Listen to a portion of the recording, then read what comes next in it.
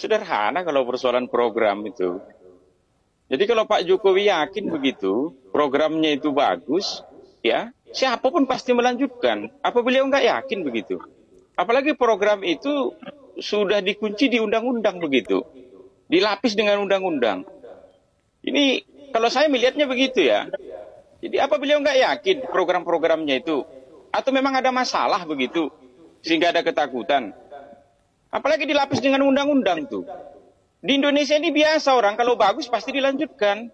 Itu soal kemudian ganti-ganti nama itu soal lain lah. Seperti proyek infrastruktur Pak Jokowi ini, itu ada MP3EI itu di masa Pak SBY. Soal kemudian hari ini diganti nama soal lain lah begitu. Jadi nggak perlu takut itu Pak Jokowi.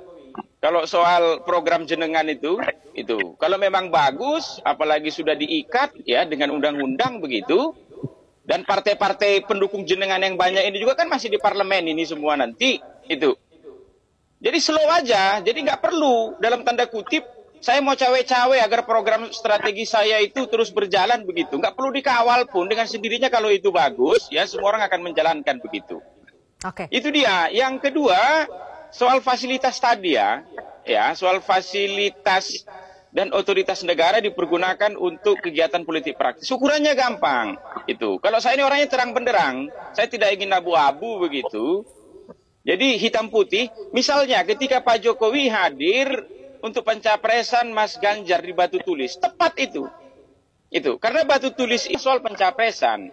Tetapi kalau beliau membahas itu di istana itu salah. Itu konstitusi sudah mengatur. Beliau bukan ketua umum begitu. Anggaplah tadi kita pakai dalilnya Bang Abalin. Itu Pak Jokowi itu kan tinggal di istana, diberikan negara istana sebagai tempat tinggalnya. Pas kalau yang itu. Apa beliau ketua umum partai? Enggak. Pak SBY saja yang ketua umum partai bahas politik gitu dan lain-lain itu tidak di istana kok begitu dia. Tetapi kalau beliau memanggil ketua-ketua umum partai itu untuk membahas soal negara begitu, 7 hari 7 malam pun mereka di istana itu nggak ada masalah. Bahkan tidur di istana pun nggak ada masalah. Apalagi kalau ingin memikirkan misalnya APBN kita ini kok Pak SBY itu mampu menaikkan 4 kali lipat ya sampai 1.800 T. Harusnya saya ini bisa juga dong di akhir masa jabatan saya ini jadi 6.000 T begitu.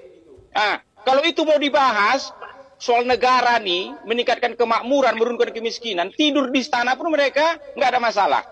Tetapi kalau bahas pencapresan, jelas konstitusi mengatur. Itu kewenangan partai politik. Nah, kalau bicara soal daftar-daftarannya itu ketua umum sekjen. Itu dia. Jadi soal ini terang benderang aja. Ini bukan soal yang susah kita cari rujukannya untuk didiskusikan begitu. Pakai aturan hukum, logika, akal sehat, ini clear and clean.